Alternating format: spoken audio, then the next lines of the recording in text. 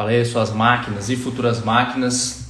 Seja muito bem-vindo a mais uma sessão Filosofia de PS. O guru tá on. Se você está me ouvindo bem e vendo a minha face adequadamente, digite 1 nos comentários, Patrícia. Se você não está me vendo bem e não está vendo minha face adequadamente, Amandinha, Patrícia, Fran, Vivi, digite 2 nos comentários.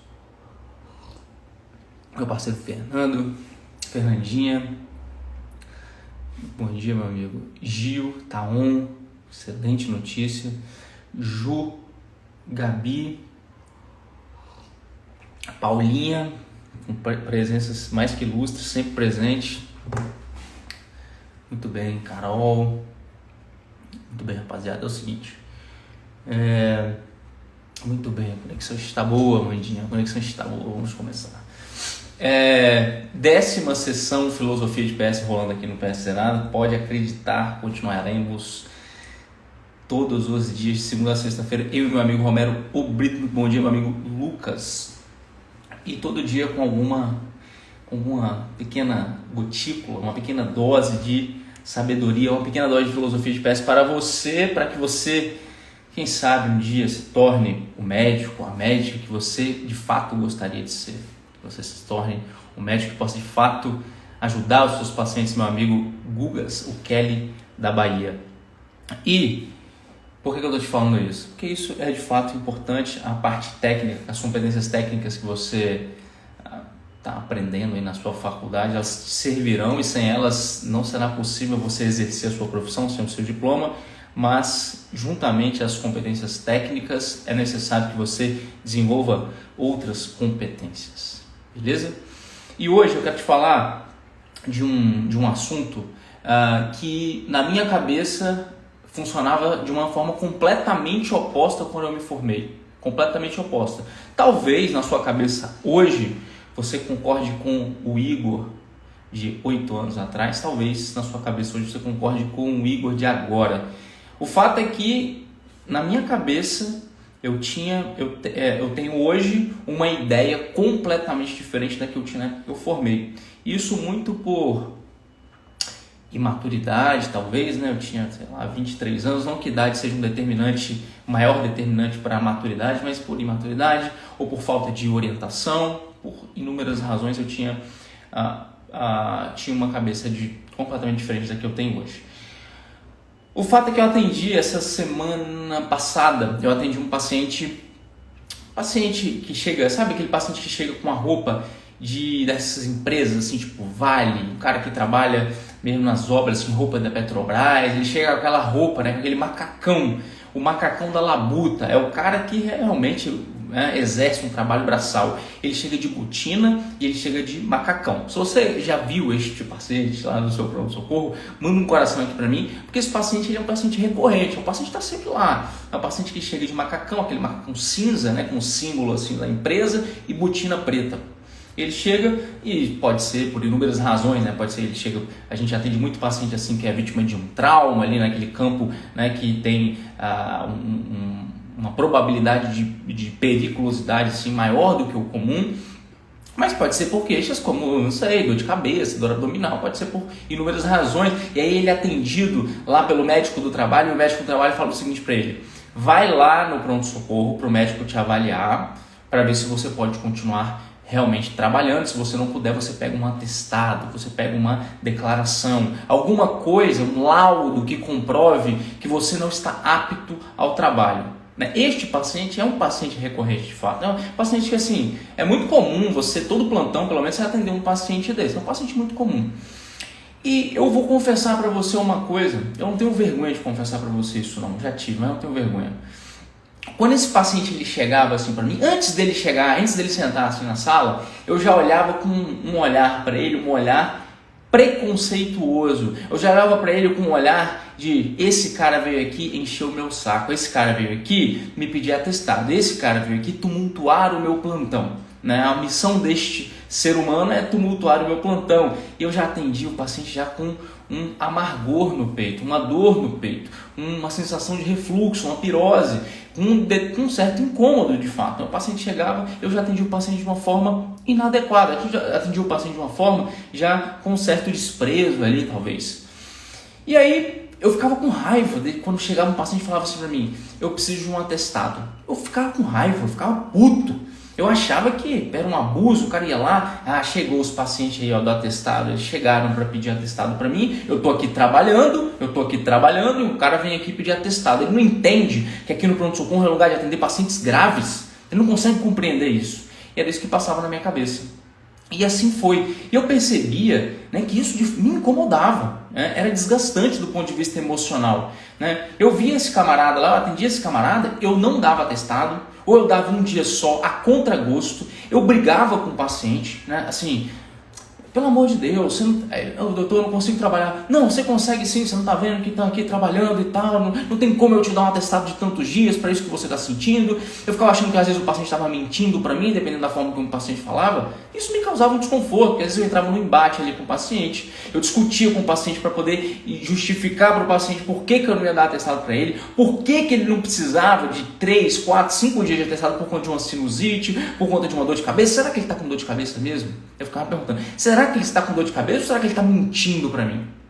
E isso, meus caros, eu posso dizer para vocês, né, hoje especialmente, que eu tenho um entendimento completamente oposto desse que eu tinha no começo, assim, quando eu comecei a dar plantão, esse sentimento, à época, me deixava desconfortável, né, era desgastante. Eu ficava com raiva, eu chegava em casa depois falando do paciente, chegava no repouso, o médico falando, pô, o paciente ali, pô, que saco, ficar pedindo atestado e tal.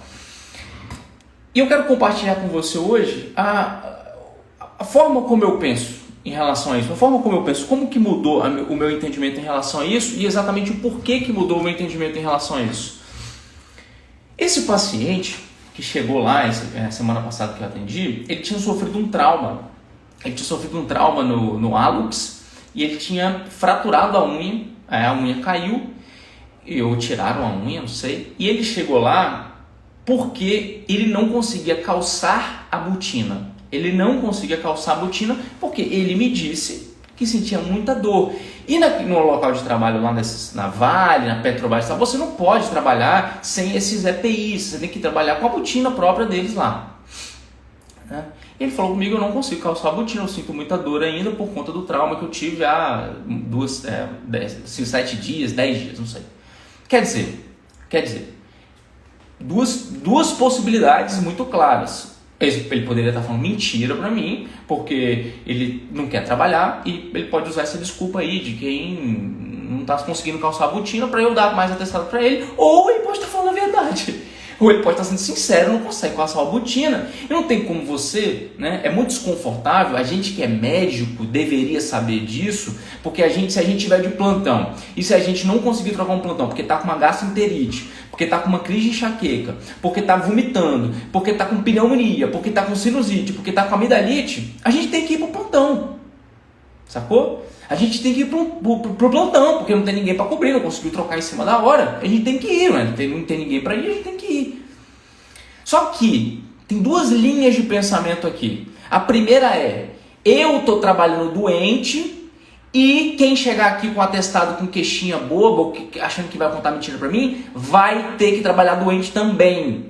Porque eu não vou ficar trabalhando doente sozinho. Você está vendo minha situação aqui? Eu estou tomando soro, né, como já aconteceu algumas vezes comigo, você está tomando medicação, que eu estava com dor de cabeça, que eu estava, enfim, com alguma queixa, estava tomando medicação e atendendo os pacientes. Tá? Atendendo os pacientes. Isso não quer dizer que isso é nobre, nada disso não. Não deveria ser assim, mas o que a gente vai fazer? É uma profissão que a gente escolheu. Eu estou de plantão, não consegui ninguém para me cobrir, eu tenho que trabalhar. A não ser que seja um caso muito grave, que eu sofri um acidente, um trauma e tudo mais. Que eu estou realmente impossibilitado.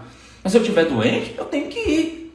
E aí na minha cabeça passa, ninguém vai para mim passar a perna, ninguém vai me enganar. Eu estou doente, eu já trabalhei doente, então quem está doente, quem está com sinusite, amidalitezinha, dor de cabeça, também tem que trabalhar doente.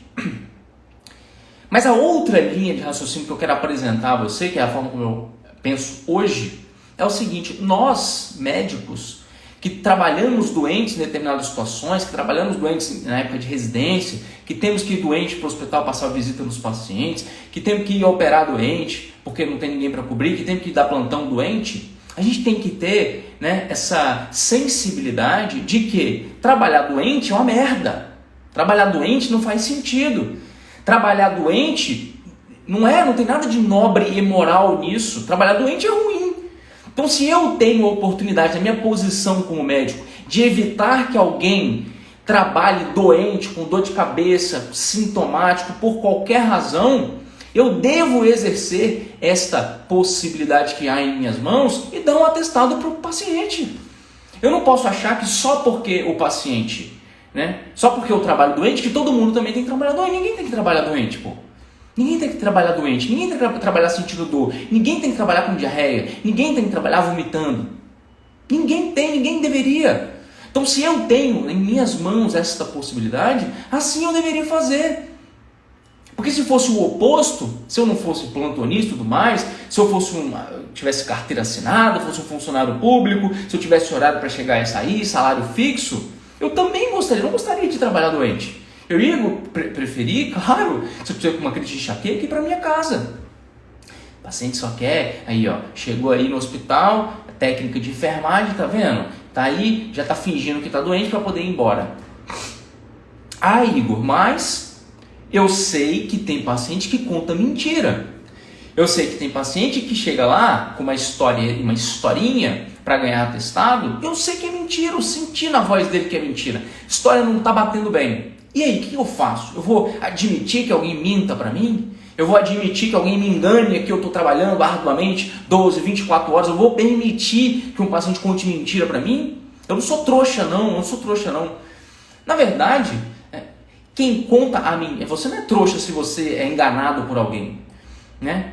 Quem é trouxa, quem é inescrupuloso, quem está errado, é quem conta a mentira. Não tem como eu assumir uma posição de juiz, não tem como eu assumir uma posição de dono da verdade e separar. Ó, esses pacientes que falam com dor de cabeça é mentira. Esses aqui não.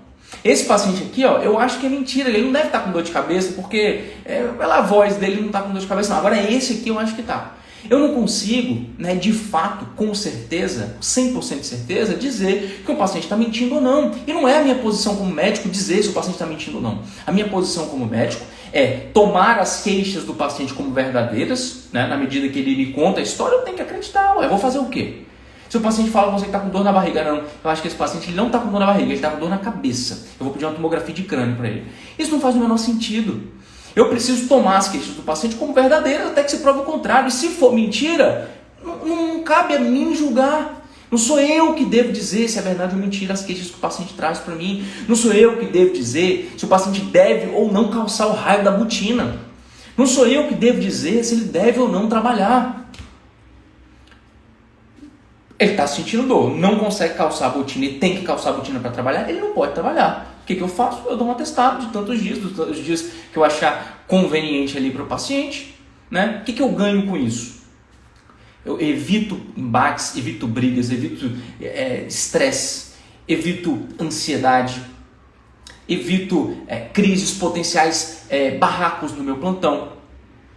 Né? Eu vou com a minha consciência tranquila, porque se eu dou atestado para um paciente que contou mentira para mim, o problema é dele, que ele que é mentiroso, ele que está contando mentira. Agora, se eu não dou atestado para um paciente que está realmente com dor de cabeça, né, por conta do juízo que eu faço ali no pronto-socorro, esse eu não vou dar atestado, e o paciente de fato está com uma crise de enxaqueca ferrada e não tem condição de trabalhar, e eu não dou atestado para esse camarada. O que acontece? Aí eu estou de fato cometendo uma injustiça. Aí eu estou de fato sendo injusto com uma pessoa. Não cabe a nós médicos, e isso para mim hoje é extremamente claro, né? Sou extremamente benevolente no sentido de atestado ali, não que eu vou sair dando atestado de 15 dias para todo mundo que entra no pronto-socorro, mas eu que pergunto ao paciente primeiro: você vai precisar de atestado? Atestado não é crime, não tem nada de errado com atestado. A gente criou isso na nossa cabeça de que não, eu vou ter que ficar fazendo miséria, não, o paciente está pedindo 3 dias, eu vou dar só 2. Não, eu vou dar 7 dias, não, vou dar só 6. Né? Que 6 dias está bom. Né? Eu não vou só dar um dia para todo mundo. O Que isso, mas não faz sentido nenhum. Isso não faz sentido nenhum.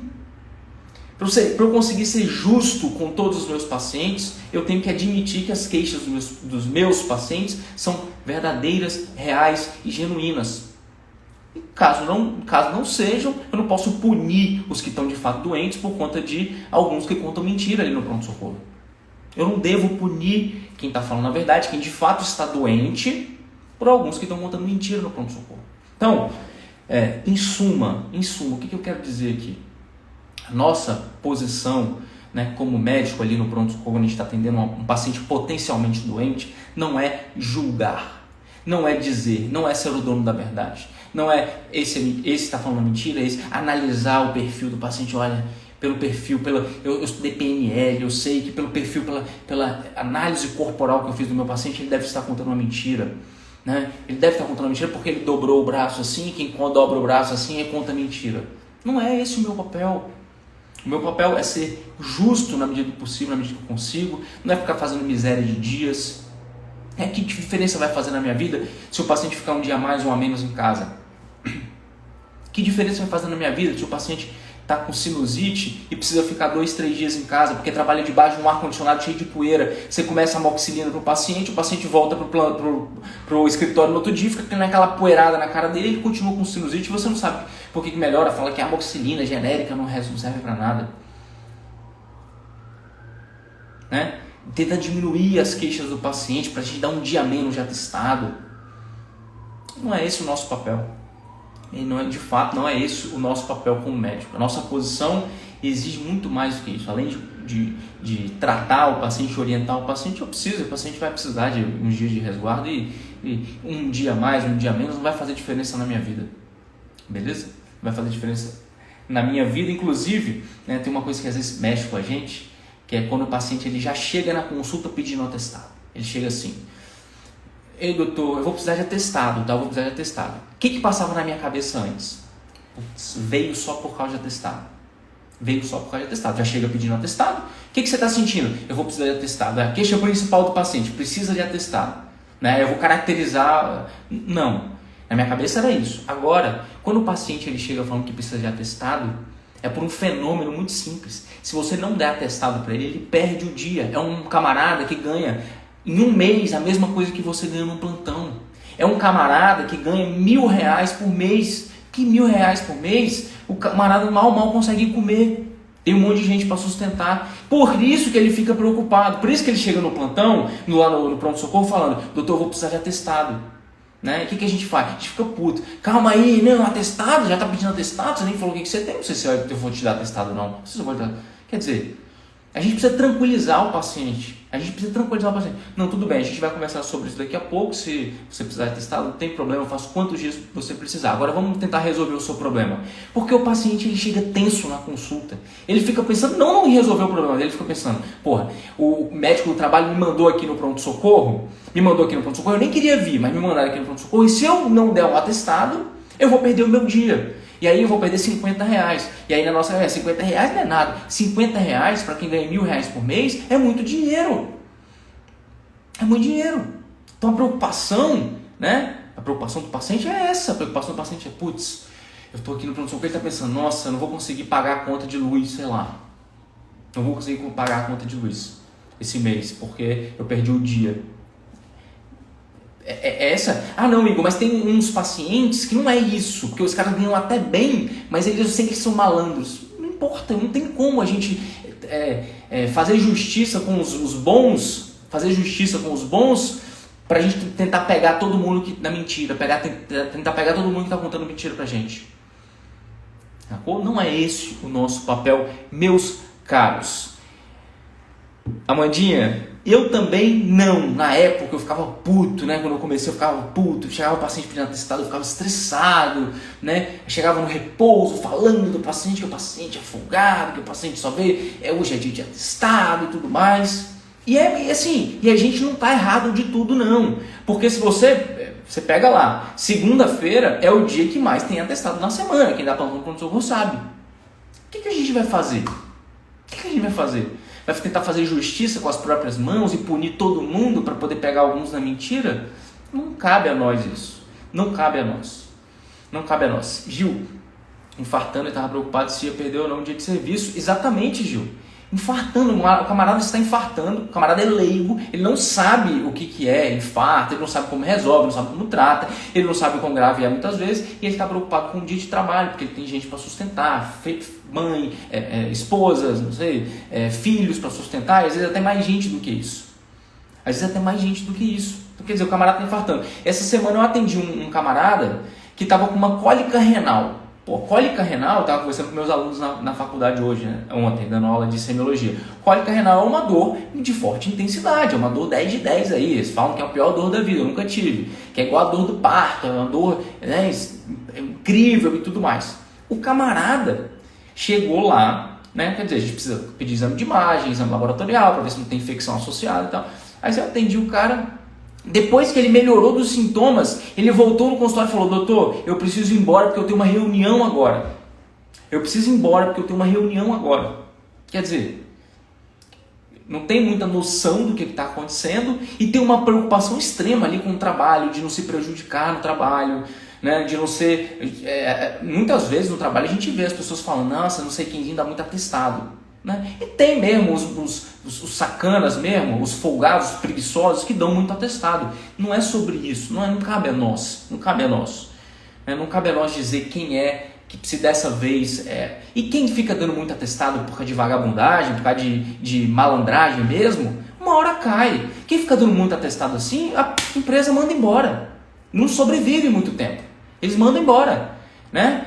O tempo todo dando atestado para não trabalhar, para ir para festa, para ir não sei para onde, a empresa manda embora.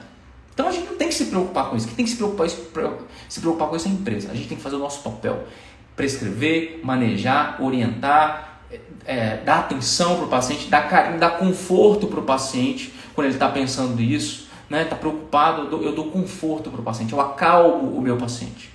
Acalmo o meu paciente. E no final da consulta, eu vou dar quantos dias de atestado eu, por bem, julgar. Quantos dias de atestado eu achar que devo dar.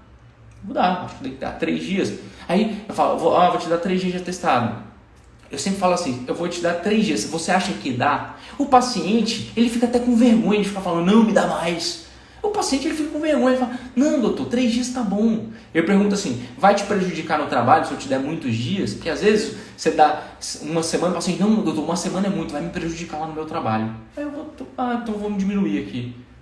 E tá tudo bem. Então qual a diferença de 6 para 7 dias, de 5 para 7 dias? Nenhuma. Não vai mudar nada a sua vida. E o paciente às vezes ainda precisa voltar no pronto-socorro porque ainda está sentindo dor, porque ainda está doente. Meu amigo Gugas, exatamente, meu amigo Gugas, você resumiu bem. Não devemos perder um segundo com as coisas que não temos sob o nosso controle. Você está certíssimo, porque isso só nos causa transtornos emocionais, meu amigo. Só transtornos emocionais. Aí, ó, Poli falou, a verdade é essa. E vocês já sabem quem são sacanas, entendeu? Vocês sabem quem são os malandros. E mais cedo ou mais tarde, esse pessoal, ó, vai embora. Manda embora. Pronto, aí perdeu o emprego e acabou. Entendeu?